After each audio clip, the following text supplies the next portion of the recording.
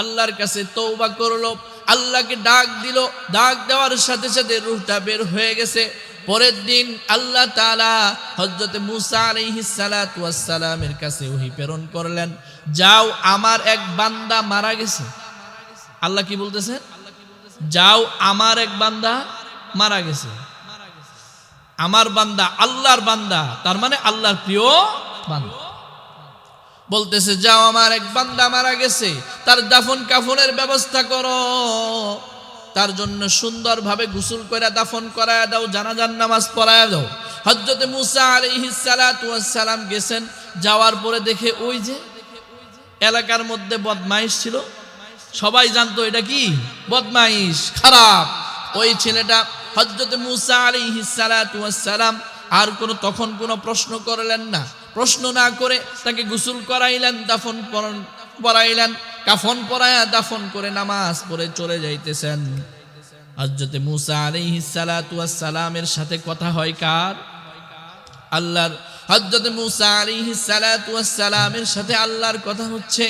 আল্লাহ তাআলাকে হযরত মূসা আলাইহিস সালাতু ওয়াস সালাম বলতেছেন, আল্লাহ এটা কেমন কথা?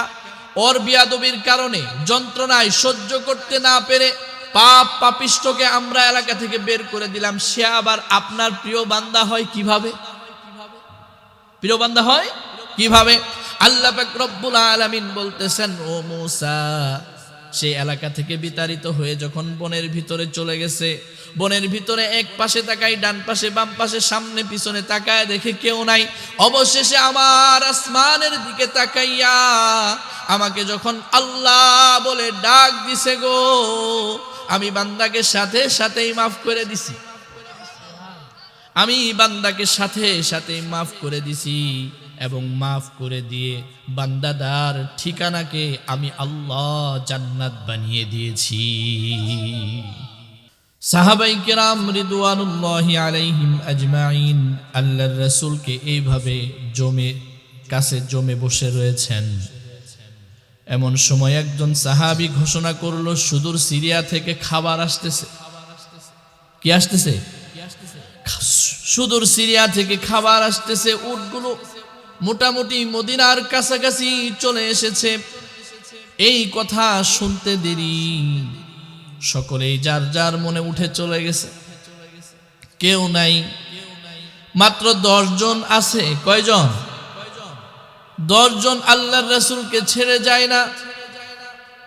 আল্লাহর রাসূল বলতেছেন, ও সাহাবীরা, ও আবু বকর, ওমর, উসমান, তোমাদের কি খাবার চাহিদা নাই? সকলেই তো চলে গেছে, তোমরা কেন যাও না? বলতেছে, ইয়া রাসূলুল্লাহ, ইয়া হাবিবাল্লাহ, খাবার চাহিদা আছে, কিন্তু আপনার মোহাব্বতে সকলেই যদি আমরা চলে যাই, আপনি না জানি আমাদের উপর নারাজ হয়ে যান, অসন্তুষ্ট হয়ে যান, আমাদের উপর গুসা করেন, রাগ করেন।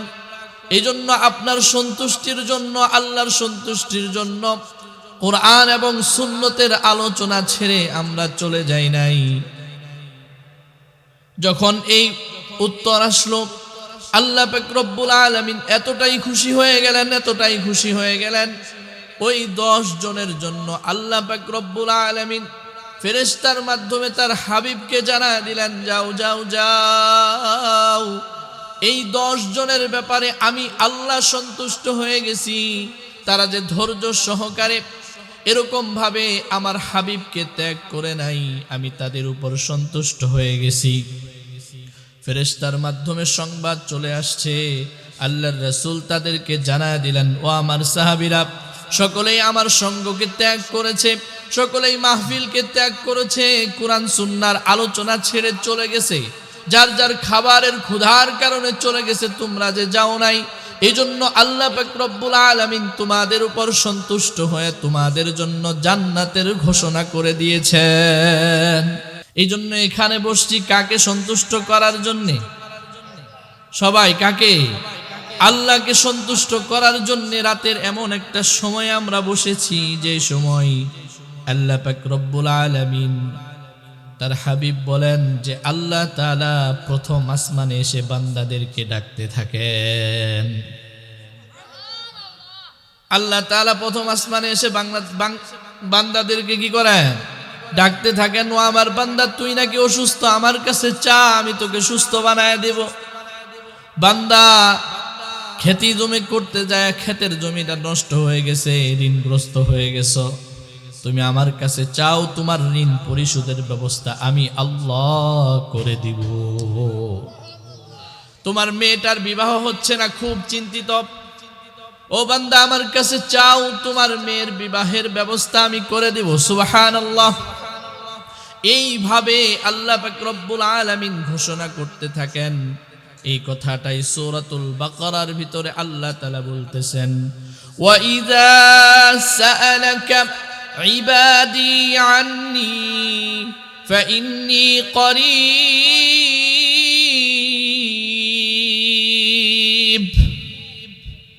ও আমার হাবিব, আমার বান্দাদেরকে জানায় দেন, যখন আমার বান্দাটা আমাকে আল্লাহ বলে ডাক দেয়, যখন আমার বান্দাটা আমাকে বলে আল্লাহ, আমি তো অসহায় হয়ে গেছি, দুনিয়ার সমস্ত কিছু, সমস্ত মানুষ আমাকে ত্যাগ করেছে। যখন বান্দাটা এইভাবে আল্লাহ তাআলাকে ডাক দেয়, আল্লাহ বলতেছেন ফাইন্নী করিব। পৃথিবীর সমস্ত মানুষ সমস্ত কিছু ত্যাগ করলেও আমি আল্লাহ বান্দাকে ত্যাগ করি নাই। সবাই ত্যাগ করছে, কিন্তু ত্যাগ করেন না একজন, তিনি কে? আল্লাহ। আল্লাহ বলতেছেন আমি বান্দা তোর কাছে আসি, শুধু এতটুকুই শেষ নয়, ওয়া ইযা সাআলাকা ইবাদি আন্নী ফাইন্নী করিব। আল্লাহ বলতেছেন যে বান্দা যখন আমাকে ডাকে আমি তার কাছে চলে যাই। উজিবু দাওয়াতাদ দাঈ ইযা দাআন।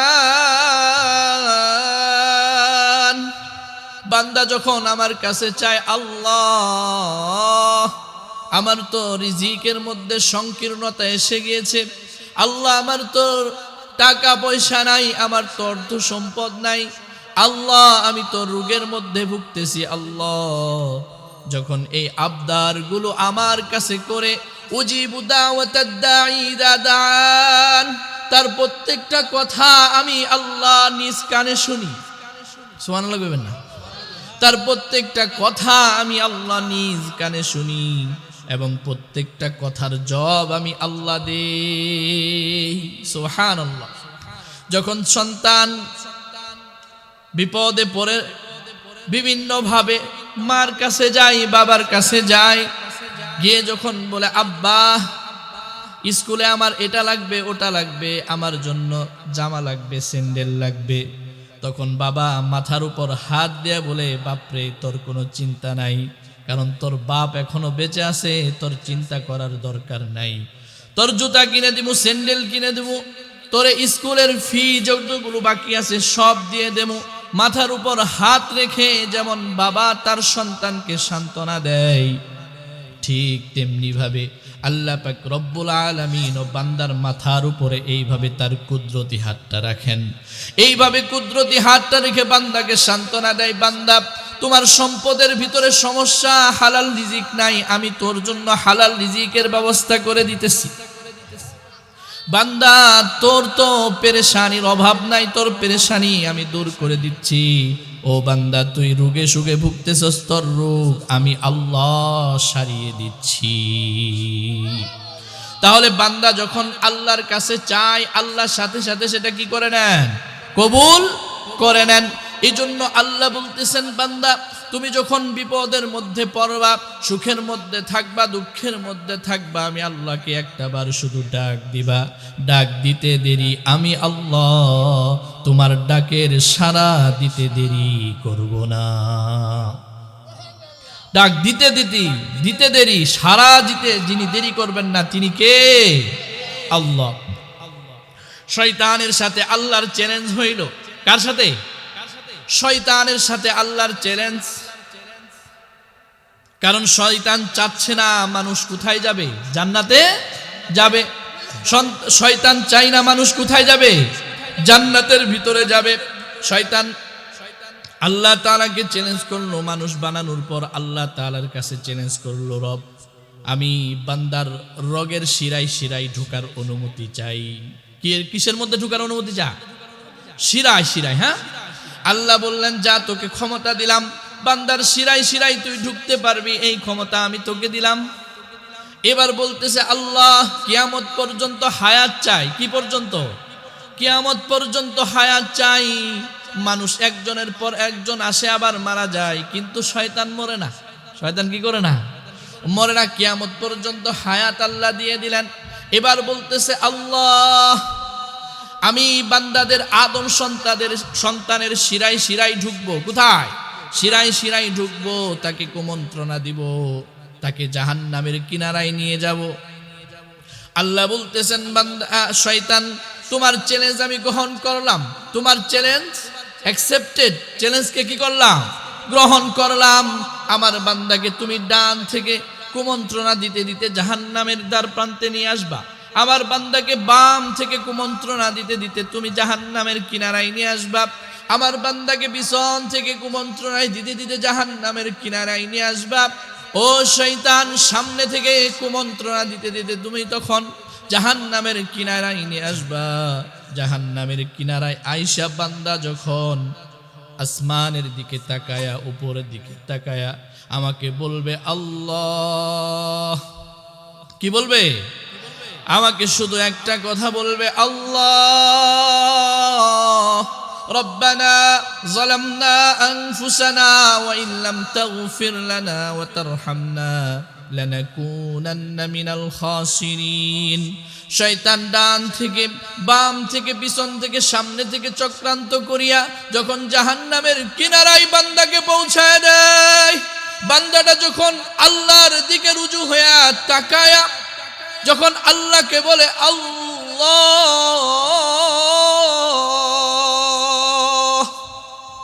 হাদিসের মধ্যে আল্লাহর হাবিব জানায় বান্দাটা যখন আল্লাহর দিকে তাকায় আল্লাহকে আল্লাহ বলে ডাক দেয়, যখন দুই চোখের পানি ছেড়ে দিয়ে আল্লাহর কাছে তওবা করে মাফ চাই, আল্লাহ বলেন ও শয়তান তোর চ্যালেঞ্জ আমি গ্রহণ করলাম। বান্দা যখন আমার দিকে তাকায় আমাকে আল্লাহ বলে ডাক দিবে, বান্দা যখন তার চোখের দুই ফোঁটা পানি ঝরায় দিবে, পানির ফোঁটাটা পড়তে পড়তে পড়তে পড়তে গাল বেয়ে দাড়ি বেয়ে মাটিতে পড়তে দেরি, মাটিতে পড়ার আগেই আমি আল্লাহ বান্দাকে মাফ করে দিয়ে বান্দার ঠিকানাকে জান্নাত বানায় দিব। তাহলে আল্লাহর সাথে শয়তানের কি হইল? চ্যালেঞ্জ হইল। শয়তান কয় আমি বান্দাকে জাহান্নামী বানামু, আর আল্লাহ কয় বান্দাকে আমি কি বানামু? জান্নাতি বানামু। বান্দাদের কাজ দিয়ে দিলেন একটা, যদি যখন শয়তান চক্রান্ত করতে করতে যখন তোমাকে একেবারে জাহান্নামের কিনারায় নিয়ে আসবে, তুমি শুধু বলবা আল্লাহ আল্লাহ বলে যখন দুই ফোঁটা চোখের পানি ছেড়ে দিবে, আল্লাহ পাক রব্বুল আলামিন সাথে সাথেই তোমাকে ক্ষমা করে দিবেন, সাথে সাথেই ক্ষমা করে দিবেন। হযরত মূসা আলাইহিস সালাতু ওয়াস সালামের জামানা এক যুবক শুধু অপরাধ করে এখনো কোনো গুনাহ নাই যে সে করে না, মানুষের সাথে অবিচার, মানুষকে ঠিক মতো চলতে ফিরতে দেয় না, গাছের কোনো একটা ফল বাকি রাখে না, সব পায় রাখা। একটা সময় মানুষরা অতিষ্ঠ হয়ে গেছে, ঘরের মধ্যে যুবতী মেয়েদেরকে রাখতে পারে না, শুধু ডিস্টার্ব করে। কি করে? ডিস্টার্ব করে। সকল মানুষ মিলে সিদ্ধান্ত নিল এটাকে শহর থেকে কি করে দিব? বের করে দিব, এর মতো নাফরমানের দরকার নেই। সবাই মিলে সিদ্ধান্ত নিয়েছে এটাকে বের করে দিবে। একটা পর্যায়ে সকল মানুষ মিলে পরামর্শ করলো এটাকে বের করে দাও, ওর মতো জালেম, ওর মতো পাপী আমাদের যদি সমাজের ভিতরে থাকে, এলাকার ভিতরে থাকে, তাহলে এলাকার ভিতরে আর রহমত আসবে না। এই বলে যুবকটাকে বের করে দিছে। গহীন জঙ্গলে চলে গেছে যুবক। জঙ্গলে যাওয়ার পরে ডানে তাকাই, বামে তাকাই, সামনে তাকাই, দেখে কেউ নাই। আস্তে আস্তে তার পেটের ভিতরে ক্ষুধা লাগে, কেউ খাবার দেয় না। এরকম ভাবে যখন যুবকটা একটা গাছের নিচে অসহায়ের মতো বসে গেছে, শরীরটা হেলান দিয়ে গাছের সাথে বসে গেছে, বসে বসে ভাবে আল্লাহ, যদি মানুষেরা আমাকে ত্যাগ করলো, আল্লাহ যদি তুমি আমাকে ত্যাগ করো তাহলে আমি কোথায় যাব? বলেন তো, মানুষের চোখে এই বান্দাটা সবচাইতে বেশি কি অপরাধী, ঠিক না? মানুষের চোখে সবচাইতে বেশি অপরাধী বান্দাটা যখন এরকম ভাবে গাছের সাথে হেলান দিয়া আসমানের দিকে তাকায় বলতেছে, আল্লাহ, মানুষের আমাকে এলাকা থেকে বের করে দিয়েছে, সমাজ থেকে বের করে দিয়েছে, ওগো আল্লাহ, তুমি যদি আমাকে ক্ষমা না করো তাহলে কবরেও আমার জায়গা হবে না। কবরেও আমার কি হবে না? জায়গা হবে না, আমার জায়গা হবে জাহান্নাম। এই কথা বলে বলে কাঁদতে কাঁদতে আল্লাহকে একটা ডাক দেওয়ার শেষ রূহ ভিতর থেকে কি হয়ে গেছে? বের হয়ে গেছে। আল্লাহর কাছে তওবা করলো, আল্লাহকে ডাক দিল, ডাক দেওয়ার সাথে সাথে রূহটা বের হয়ে গেছে। পরের দিন আল্লাহ তাআলা হযরত মূসা আলাইহিস সালাতু ওয়াস সালামের কাছে ওহী প্রেরণ করলেন, যাও, আমার এক বান্দা মারা গেছে। আল্লাহ কি বলতেছে? যাও, আমার এক বান্দা মারা গেছে। আমার বান্দা আল্লাহর বান্দা, তার মানে আল্লাহর প্রিয় বান্দা। বলতেছে, যাও, আমার এক বান্দা মারা গেছে, তার দাফন কাফনের ব্যবস্থা করো, তার জন্য সুন্দরভাবে গোসল করে দাফন করায় দাও, জানাজার নামাজ পড়ায় দাও। হযরত মূসা আলাইহিস সালাতু ওয়াস সালাম গেছেন, যাওয়ার পরে দেখে ওই যে এলাকার মধ্যে বদমাইশ ছিল, সবাই জানতো এটা কি বদমাইশ, খারাপ। ওই ছেলেটা হযরত মূসা আলাইহিস সালাতু ওয়াস সালাম আর তখন কোনো প্রশ্ন করলেন না। প্রশ্ন না করে তাকে গোসল করাইলেন, দাফন পড়াইলেন, কাফন পরায়া দাফন করে নামাজ পড়ে চলে যাইতেছেন। হযরত মূসা আলাইহিস সালাতু ওয়াস সালামের সাথে কথা হয় কার? আল্লাহর। হযরত মূসা আলাইহিস সালাতু ওয়াস সালামের সাথে আল্লাহর কথা হচ্ছে। আল্লাহ তাআলাকে হযরত মূসা আলাইহিস সালাতু ওয়াস সালাম বলতেছেন, আল্লাহ, এটা কেমন কথা? ওর বিয়াদবির কারণে, যন্ত্রণায় সহ্য করতে না পেরে পাপিষ্ঠকে আমরা এলাকা থেকে বের করে দিলাম, সে আবার আপনার প্রিয় বান্দা হয় কিভাবে? প্রিয় বান্দা হয় কিভাবে? আল্লাহ পাক রব্বুল আলামিন বলতেছেন, ও মূসা, সেই এলাকা থেকে বিতাড়িত হয়ে যখন বনের ভিতরে চলে গেছে, বনের ভিতরে এক পাশে তাকাই, ডান পাশে বাম পাশে সামনে পিছনে তাকায়, দেখে কেউ নাই। অবশেষে আমার আসমানের দিকে তাকাইয়া আমাকে যখন আল্লাহ বলে ডাক দিছে, গো, আমি বান্দাকে সাথে সাথেই মাফ করে দিছি। আমি বান্দাকে সাথে সাথে মাফ করে দিছি, এবং মাফ করে দিয়ে বান্দাদার ঠিকানাকে আমি আল্লাহ জান্নাত বানিয়ে দিয়েছি। এজন্য দোয়া করব কার কাছে? চোখের পানির শক্তি কি কম না বেশি? আল্লাহ তাআলা যখন জমিন সৃষ্টি করলেন, জমিন সৃষ্টি করার পরে জমিন শুধু নড়ে। জমিন কি করে? নড়ে। কারণ জমিনকে স্থাপন করা হয়েছে পানির উপরে। কিসের উপরে? পানির উপরে। টিউবওয়েল চাপলে পানি বাড়ায় কি বাড়ায় না? মেশিন দিয়া পানি বাড়ায় কি বাড়ায় না? বাড়ায় না? তাহলে জমিনটাকে আল্লাহ তাআলা পানির উপরে ফিট করলেন, জমিন নড়ে। নড়ার পরে আল্লাহ তাআলা পাহাড়কে এরকম ভাবে পেরেক হিসেবে জমিনের ভিতরে গেড়ে দিলেন। এখন ফেরেশতারা জিজ্ঞাসা করে, ওগো আল্লাহ, পাহাড় কি শক্তিশালী? পাহাড় জমিনের মধ্যে ব্যবহার করার কারণে, ফিট করার কারণে জমিন আর কি করে না? নড়ে না। আল্লাহ তাআলাকে ফেরেশতারা জিজ্ঞাসা করে, ওগো আল্লাহ, পাহাড়ের চাইতে কি শক্তিশালী কিছু আছে? পাহাড়ের চাইতে শক্তিশালী কিছু আছে? আল্লাহ বলতেছেন আছে। সেটার নাম কি? আল্লাহ বলতেছেন লোহা। কারণ লোহা দিয়ে পাহাড় কেটে কি করা যায়? সমান করা যায়। লোহা সবচাইতে বেশি শক্তিশালী। আল্লাহ তাআলাকে আবার ফেরেশতারা জিজ্ঞাসা করে, ওগো আল্লাহ, লোহার চাইতে কি আরো কিছু শক্তিশালী আসেনি? আল্লাহ বললেন আছে আগুন। কি? আগুন। কারণ আগুনের ভিতরে লোহা দিলে কি হয়ে যায়? গলে যায় না? তো আগুন সবচাইতে বেশি শক্তিশালী। আবার আল্লাহকে জিজ্ঞাসা করে, আল্লাহ, আগুনের চাইতে শক্তিশালী কিছু আসেনি? আল্লাহ বললেন আছে। আগুনের মধ্যে বাতাস দেন, আগুন কি হয়ে যায়? নিভে যায় না? বাতাসের কারণে আগুন নিভে যায়। আবার প্রশ্ন করা হয়, আল্লাহ, বাতাসের চাইতে আরো শক্তিশালী কিছু আসেনি? আল্লাহ বলতেছেন আগুন না রে, আগুন না, পাহাড় না, লোহা না, আমার কাছে সবচাইতে শক্তিশালী জিনিসের নাম হচ্ছে মানুষের চোখের পানি। আমার কাছে সবচাইতে দামি কি? শক্তিশালী মানুষের চোখের পানি। কারণ জাহান্নামের আগুনের উত্তপ্ততা কেমন? নারুল্লাহিল মুকাদা আল্লাতী তাত্তালিউ আলাল আফিদাহ। দুনিয়ার আগুন যখন চামড়ার মধ্যে লাগে চামড়াটা পুড়ে ফেলে, ঠিক না? সর্বোচ্চ পুড়তে পুড়তে মাংসটা পুড়ে যায়, পুড়ে ছাই হয়ে তার চেহারাকে কি করা যায় না, চেনা যায় না। কিন্তু জাহান্নামের আগুন এত শক্তি, তার শরীরে লাগার আগে কলিজা সহ পুড়ে যাবে। আল্লাতী তাত্তালিউ আলাল আফিদাহ, তার কলিজা পর্যন্ত জ্বালায় দিবে। এই শক্তিশালী আগুনকে আল্লাহ তাআলা ওই তাহাজ্জুদের সময়ে, রাতের 1টা-1:30টার সময়ে আল্লাহ তাআলার কাছে যে চাইছেন, আল্লাহ আমাকে মাফ করে দেন, কইছেন না? ফজরের নামাজের পরে কইছেন না আল্লাহ মাফ করে দেন? এই শীতের দিনে বৈশা আল্লাহ তাআলাকে কইছেন না আল্লাহ মাফ করে দেন? এই যে মাহফিলে বসছেন, উদ্দেশ্য কি? আল্লাহকে কি করা? খুশি করা।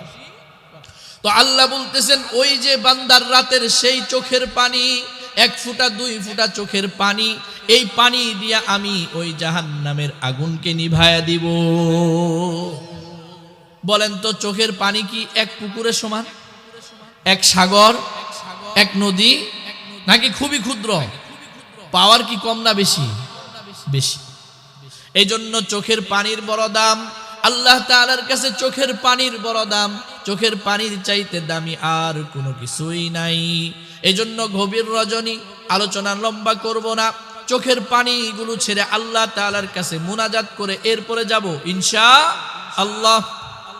আবার দেখেন এই চোখের পানিটা যখন পড়ে যায় আমরা মনে করি জমিনে পড়ে শেষ, জমিনে পড়ে শেষ। কিন্তু আল্লাহ কয় না রে বান্দা, তোর চোখের পানির দাম আছে। কি আছে? দাম আছে। ওই চোখের পানিগুলো আল্লাহ পাক রব্বুল আলামিন এরকম ভাবে শিশির ভিতরে সংরক্ষণ করে রাখছেন। সুবহানাল্লাহ। যার চোখের পানি আল্লাহর ভয়ে যত বেশি হবে, আল্লাহ পাক রব্বুল আলামিন চোখের পানিকে সংরক্ষণ করে রাখছেন। কিয়ামতের ময়দানে যখন বান্দার কোনো উসিলা পাওয়া যাচ্ছে না, কি উসিলা দিয়ে আল্লাহ পাক রব্বুল আলামিন জাহান্নামের আগুনকে নিভাবেন, আল্লাহ তাআলা এটাকে গোপন করে রাখছেন, গোপন করে রাখবেন। যখন বান্দা কোনো কিছুই দিশেহারা হয়ে খুঁজতে থাকবে, কোনো কিছুই নাই, কোনো কিছুই নাই, আল্লাহ বান্দাকে ডাক দিবে, ওই বান্দা এদিকে। ডাক দেওয়ার পরে আল্লাহ বলবেন, বান্দা তোমার একটা আমানত আমার কাছে সংরক্ষিত আছে। সুবহানাল্লাহ। আল্লাহ কি কইব? তোমার একটা আমানত, তোমার একটা আমানত আমার কাছে সংরক্ষিত আছে। বান্দা তো মহা খুশি, আল্লাহ কি এমন আমানত আপনার কাছে সংরক্ষিত আছে? একেবারে জাহান্নামে যাই অবস্থা। ওই আমানত কি আমার জাহান্নাম থেকে মুক্তির কারণ হবে। আল্লাহ পাক রব্বুল আলামিন ওই সংরক্ষিত চোখের পানিটা বের করে বলবেন, নে বান্দা নে, এই পানিটা নে। এই পানিটা জাহান্নামের দিকে ছিটায় দিলেই জাহান্নামের আগুনগুলো নিভে যাবে। এই জন্য চোখের পানির দাম আছে না নাই? আল্লাহ তাআলার কাছে চোখের পানির দাম সব চাইতে বেশি। এই জন্য যখনই মুনাজাত করবেন, যখনই কান্নাকাটি করবেন, যখনই নামাজ আদায় করবেন, 2 ফোঁটা চোখের পানি ছেড়ে আল্লাহ তাআলাকে কি করবেন? ডাক দিবেন।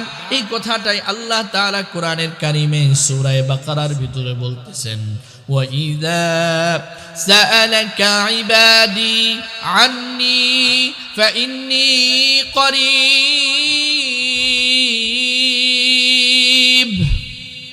যখন বান্দা আমাকে ডাক দেয় আমি বান্দার নিকটে চলে যাই। উজিবু দাওয়াতাদ দাঈ ইযা দাআন। বান্দা আমার কাছে যা চায় আমি বান্দারে দিয়ে দেই। সুবহানাল্লাহ। আমরা দুনিয়াতে দোয়া করি, মনে করি না আল্লাহ কবুল করে না, এত দোয়া করে কি করব? কত দোয়া করলাম, আপনার একটা দোয়াও আল্লাহ তাআলা কি রাখবেন না? কবুল ব্যতীত রাখবেন না। সব দোয়ার আমানত আল্লাহ তাআলার কাছে আছে। সব দোয়ার আমানত কি? আল্লাহ তাআলার কাছে। এখন অনেকের প্রশ্ন, হুজুর দোয়া তো করছি দুনিয়াতে সুখ শান্তির জন্য, আল্লাহ রাইখে দিছে, তা লাভ কি? রাইখে দিছে তা লাভ কি? আল্লাহ বলতেছেন না, লাভ আছে। কি লাভ? প্রত্যেকটা দোয়া যেটা দুনিয়াতে করেছ কবুল হয় নাই, অর্থাৎ দুনিয়াতে দেয় নাই, এর প্রত্যেক দোয়ার বিনিময়ে আল্লাহ পাক রব্বুল আলামিন জান্নাতে তোমার মর্যাদাকে বাড়ায় দিলেন। সুবহানাল্লাহ। এই যে সুবহানাল্লাহ বললেন, এটার একটা মর্যাদা আছে না নাই? শুনবেন এর মর্যাদা কি? শুনবেন নাকি শেষ করে দেব? এটা বলেই শেষ করে দেব ইনশাআল্লাহ। জান্নাতীরা জান্নাতের ভিতরে আছে। এক জান্নাতি হঠাৎ করে খুব সুন্দর একটা সুঘ্রাণ পেয়েছে। কি ঘ্রাণ? সুঘ্রাণ, খুব সুন্দর। জান্নাতি বলতেছে এমন ঘ্রাণ আবার কোত্থেকে আসলো? আশপাশে তাকায় দেখে যে না, বুঝা আসতেছে না, এতদিন ধরে জান্নাতে থাকি কিন্তু এই ঘ্রাণ তো পাইলাম না। এখন ফেরেশতা আছে, রক্ষী ফেরেশতা, কারণ জান্নাতি যারা হবে তাদের জন্য আল্লাহ তাআলা খাদেম দিয়ে দিবেন ফেরেশতা। সুবহানাল্লাহ। হুর গিলমান দিয়ে দিবেন, খাদেম দিয়ে দিবেন। ফেরেশতাকে জিজ্ঞাসা করবেন, ফেরেশতা এতদিন যাবৎ জান্নাতের ভিতরে আছি কিন্তু এমন সুঘ্রাণ তো পাইলাম না, এটা কোত্থেকে আসলো? বলতেছে এটা অন্য কোনো জায়গা থেকে আসে নাই, তোমার চেয়ে এক তপকা উপরে, তোমার চেয়ে এক মর্যাদা উপরের জান্নাতি ঘুমায়া ছিল। কি ছিল? ঘুমায়া ছিল। সে ঘুমের মধ্যে তার পার্শ্ব পরিবর্তন করেছে। এখন জান্নাতি কয় আমিও তো পার্শ্ব পরিবর্তন করি, কিন্তু আমারটার তো ঘ্রাণ বের হয় না, এত সুন্দর ঘ্রাণ বের হয় না। সে কি আমল করছে দুনিয়াতে যে আমলের কারণে তার পার্শ্ব পরিবর্তন করার কারণে এমন সুঘ্রাণ শুরু হয়ে গেছে? তখন ফেরেশতা উত্তর দেয়, সে দুনিয়াতে থাকা অবস্থায় তোমার চাইতে একবার সুবহানাল্লাহ বেশি বলেছিল। তোমার চাইতে একবার সুবহানাল্লাহ বেশি বলেছিল, তোমার চাইতে একবার আলহামদুলিল্লাহ বেশি বলেছিল, তোমার চাইতে একবার আল্লাহু আকবার বেশি বলেছিল। এই জন্য আল্লাহ পাক রব্বুল আলামিন তার মর্যাদাকে তোমার চেয়ে বাড়িয়ে দিয়েছেন। তো বলতেছিলাম দোয়া আমরা করি, অনেক দোয়া কবুল হয়, অনেক দোয়া দুনিয়াতেই আমরা পেয়ে যাই ফলাফল, অনেক দোয়ার ফলাফল পাই না। চিন্তার কোনো কারণ নাই, এই ফলাফলগুলো আল্লাহ পাক রব্বুল আলামিন আখিরাতের জন্য রেখে দিয়েছেন। তাহলে এই ফলাফল পাবো কোথায়? আখিরাতে মর্যাদার মাধ্যমে। জান্নাতীদের মধ্যে মর্যাদা কি করে দেয়া হবে? বাড়িয়ে দেয়া হবে। আল্লাহু আকবার মর্যাদা কেমন বাড়ায় দেয়া হবে? আল্লাহর রাসূল সাল্লাল্লাহু আলাইহি ওয়াসাল্লাম বলেন, এই যে মাদ্রাসার মাহফিল না, এটা মাদ্রাসার মধ্যে ছোট ছোট পোলাপান কোরআন তেলাওয়াত করে কি করে না? একজন হাফেজ সাহেব পাগড়ি নিল না আজকে। আল্লাহ বলতেছেন কেমন মর্যাদা হবে দেখো। একজন কোরআনে হাফেজ, একজন কোরআনে হাফেজকে আল্লাহ পাক রব্বুল আলামিন ডাকবেন, ও কোরআনের হাফেজ এদিকে আসো। দুনিয়াতে হাফেজ হইছিলাম, মানুষে কইছে ছোট্ট হাফেজ। ও তুই কি করবি রে? মসজিদের ইমামতি মুয়াজ্জিন করে খাবি, ঠিক না? কয় না এরকম মানুষ? কিন্তু ওর দাম আল্লাহর কাছে সবচাইতে বেশি। এজন্য হাফেজ সাহেবদেরকে দাম দিবেন, মর্যাদা দিবেন, কারণ হাফেজরা দুনিয়াতেও মর্যাদাবান, আখিরাতেও মর্যাদা। তো মর্যাদা কেমন? আল্লাহ তাআলা ওই হাফেজ সাহেবকে আমলওয়ালা, কিওয়ালা? আমলওয়ালা। কোরআন মুখস্থ করেছে, কোরআনের অর্থ পড়েছে, কোরআন অনুযায়ী আমল করেছে, এমন হাফেজ সাহেবদেরকে ডাকবেন, আসো আসো হাফেজ সাহেবের আসো। আসার পরে বলবেন, ও সুলাইমান, ও আব্দুর রহমান, ও আব্দুল কাদের, ইকরা ওয়ারতাকি ওয়ারাত্তিল কামা কুনতা তুরাত্তিলু ফিদ দুনিয়া। হাফেজ সাহেব পড়তে থাকবে আলহামদুলিল্লাহি রাব্বিল আলামিন। হাফেজ সাহেবের ঘরটা, জান্নাতের ঘরটা একতলা উঁচা হয়ে যাবে।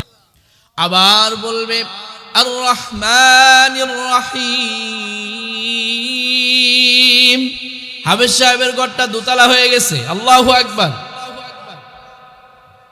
মালিকি ইয়াউমিদ্দিন। হাফেজ সাহেবের ঘর কয়তলা হয়ে গেছে? 3 তালা হয়ে গেছে। ইয়াকা না'বুদু ওয়া ইয়াকা নাস্তাঈন। হাফেজ সাহেবের ঘর 4 তালা হয়ে গেছে। ইহদিনাস সিরাতাল মুস্তাকিম 5 তালা। সিরাতাল লাযীনা আন'আমতা আলাইহিম 6 তালা। গায়রিল মাগদুবি আলাইহিম ওয়ালাদ-দাল্লিন আমিন। 7 তালা আলিফ লাম মিম। 8 তালা যালিকাল কিতাবু লা রাইবা ফীহি হুদাল লিল মুত্তাকিন। 9 তালা। আরো চান এরকম ভাবে পড়বে আর তালার ভিতরে উঠবে, পড়বে আর কি করবে, তালার ভিতরে উঠবে। উঠতে উঠতে উঠতে উঠতে কুল আউযু বিরাব্বিন নাস মালিকিন নাস ইলাহিন নাস মিন শাররিল ওয়াসওয়াসিল খান্নাস আল্লাযী ইউওয়াসউইসু ফি সুদুরিন নাস মিনাল জিন্নাতি ওয়ান নাস। দুনিয়াতে একটা বড় বিল্ডিং দেখলে মানুষের মাথার টুপি পরে যায় না? ইরে বাপ রে বাপ, এত বড় বিল্ডিং।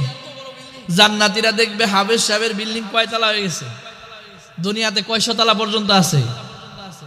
100, 150, ধরেন 200। হাফেজ সাহেবের বিল্ডিং হবে কয়েক হাজার তালা, কয়েক হাজার। এখন হাফেজ সাহেব কি কয়েক হাজার তালার মধ্যে একা থাকবো নি? আহা, একা থাকবে না। এই যে মুরব্বীরা যারা সহযোগিতা করে বিভিন্ন ভাবে বাচ্চাদেরকে আদর করে যত্ন করে, হ্যাঁ এই দাদু ভাই হাফেজ হইতেছো, খুব ভালো। এই যে এই সমস্ত মহাব্বত যারা করেছে, কাল কিয়ামতের ময়দানে ওই 6666 কম বা বেশি তালার ভিতরে আল্লাহ তাআলা তাদেরকেও জায়গা করে দিবে।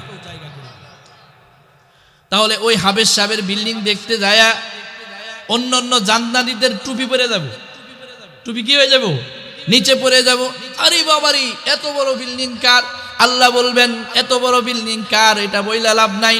এত বড় বিল্ডিং আমি তাকে দিলাম যে দুনিয়াতে কোরআন মুখস্থ করেছে, কোরআন শিখেছে, কোরআন অনুযায়ী আমল করেছে।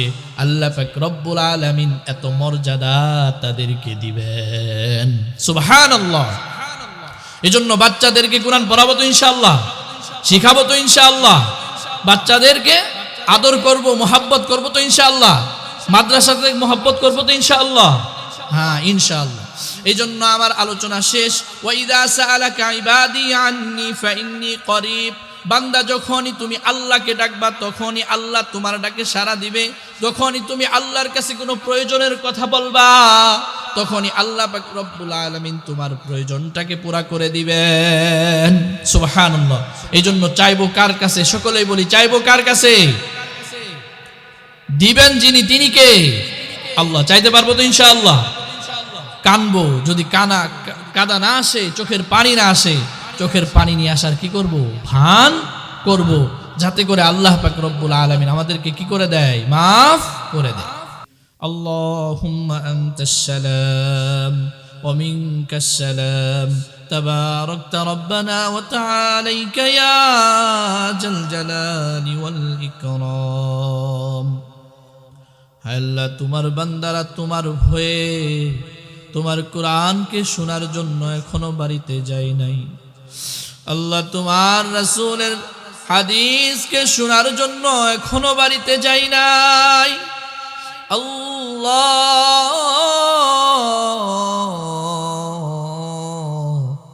তোমার বান্দারা একটা আশা নিয়ে বসে আছে গো। সকলেই যখন বাড়িতে চলে গেছে, শীতের মধ্যে কম্বলটা দিয়ে সকলেই যখন ঘুমায় গেছে, তোমার বান্দারা ঘুমাতে যায় নাই। একটা আশা বুকে ধারণ করে তারা বসে আছে গো আল্লাহ। আজ দুনিয়ার কোনো সম্পদ পাওয়ার আশা নয়, দুনিয়ার কোনো মালের আশা নয় গো মালিক। তাদের আশা তো একটা, তুমি তাদেরকে মাফ করে দিবা গো আল্লাহ। তাদের আশা তো একটা, তুমি তাদেরকে মাফ করে দিয়া জান্নাত দিয়ে দিবা গো মালিক। যে বান্দারা রাতের গভীরে ক্ষমা পাওয়ার জন্য এতক্ষণ পর্যন্ত বসে থাকলো মালিক, তুমি আমাদেরকে খালি হাতে কিভাবে ফিরায় দিবা গো আল্লাহ।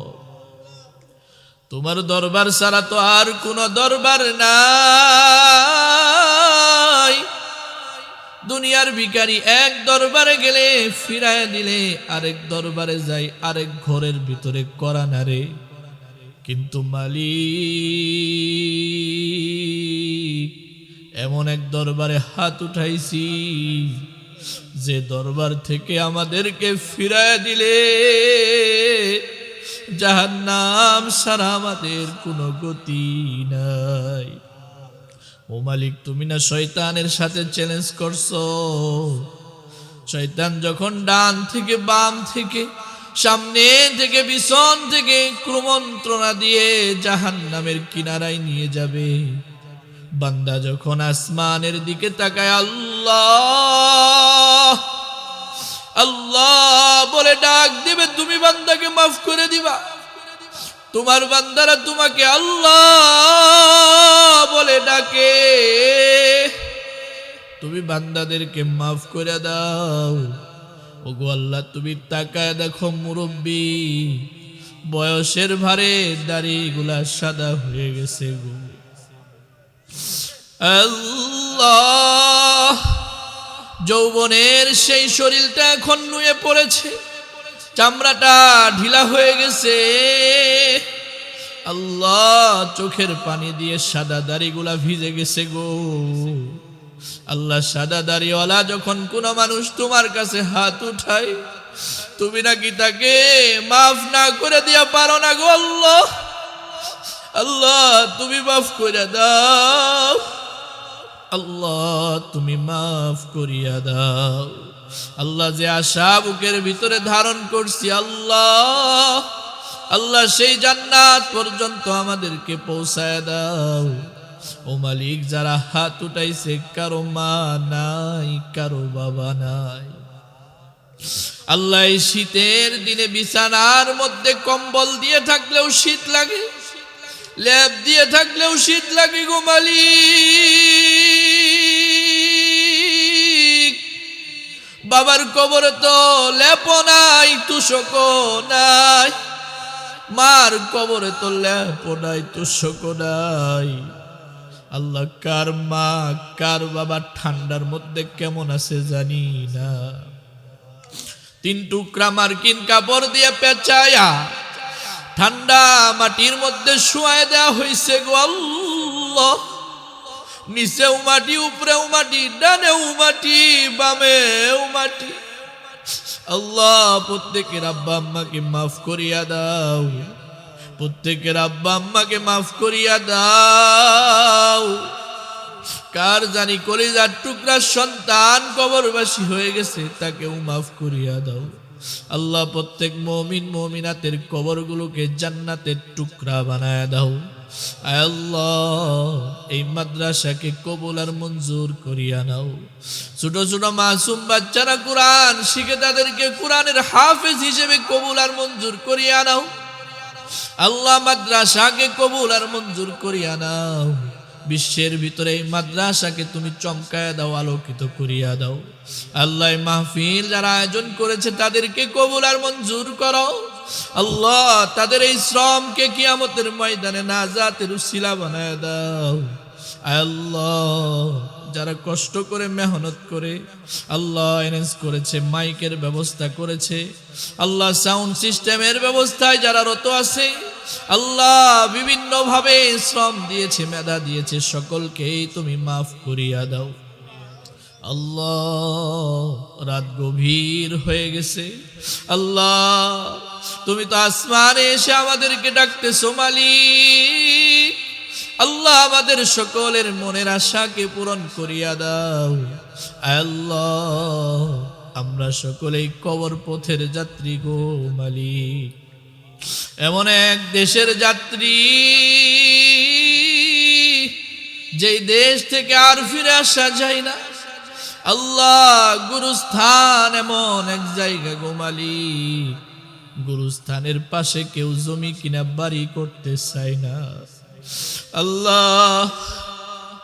সেইবার দিনের বেলা বাঁশের ঝাড় দিয়ে যাওয়ার সময় মানুষের অন্তরটা কেঁপে উঠে আল্লাহ। সেই কবরের ভিতরে আমরা কেমনে থাকবো গো আল্লাহ। ও মালিক, তোমার বান্দারা কবরের কথা শুনে বুকটা আটকে উঠেছে গো। ও মালিক, তুমি তোমার বান্দাদেরকে কবরের আযাব মাফ করিয়া দাও। কবরের সামানা নিয়ে কবরে যাওয়ার তৌফিক দান করো আল্লাহ। যে এই আমল করলে কবরে শান্তি পাওয়া যাবে, সেই আমল করার তৌফিক দিয়া দাও ও মালিক। এই মাহফিলের উসিলা করে আল্লাহ এলাকার যত মা বোন আছে সকলকে হিদায়াত দিয়ে দাও। আল্লাহ এলাকার যত পুরুষ আছে সকলকে নামাজি বানায় দাও। আল্লাহ পাঁচ ওয়াক্ত নামাজ জামাতের সাথে আদায় করার তৌফিক দিয়ে দাও। আল্লাহ তোমার কাছে শেষ বেলায় একটি আরজি জানায় শেষ করতেছি মালিক। মালিক, যে কালিমা লা ইলাহা ইল্লাল্লাহর বাতি তুমি অন্তরে জ্বালায় দিছো, যে কালিমা ছাড়া কবরের ফেরেশতারা কাউকে চিনবে না, যে কালিমা ছাড়া জান্নাতে যাওয়া যাবে না গো মালিক, ওই কালিমার মর্যাদা আমরা বুঝি না। আল্লাহ সেই পবিত্র কালিমা মৃত্যুর সময় আমাদের মুখে তুমি জারি করিয়া দিও। মৃত্যুর সময় কালিমা নসিব করিও মালিক। আল্লাহ এই আরজি তোমার কাছে পেশ করে মুনাজাত শেষ করতেছি। আল্লাহ মৃত্যুর সময় আমাদেরকে ঈমান নসিব করিও। আল্লাহ মসজিদের ধুলিমাখা খাটিয়াটা যখন আমার দরজার ভিতরে করা নাড়বে, বলবে চলে আয় চলে আয়, আর থাকার সময় নাই। মালাকুল মাউত যখন আমাদের রূহটা ধরে টান দিবে গোমালি, চলে আয় চলে আয়, আর সময় নাই রে। দুনিয়ার রং তামাশা শেষ হয়ে গেছে, এখন তোমার রবের কাছে যাইতে হইব। আল্লাহ যখন মালাকুল মাউত আমাদের জান কবজ করবে, আমাদের সকলের জবানে তোমার পবিত্র কালিমা জারি করিয়া দিও। বিহাক্কি লা ইলাহা ইল্লাল্লাহু মুহাম্মাদুর রাসূলুল্লাহ।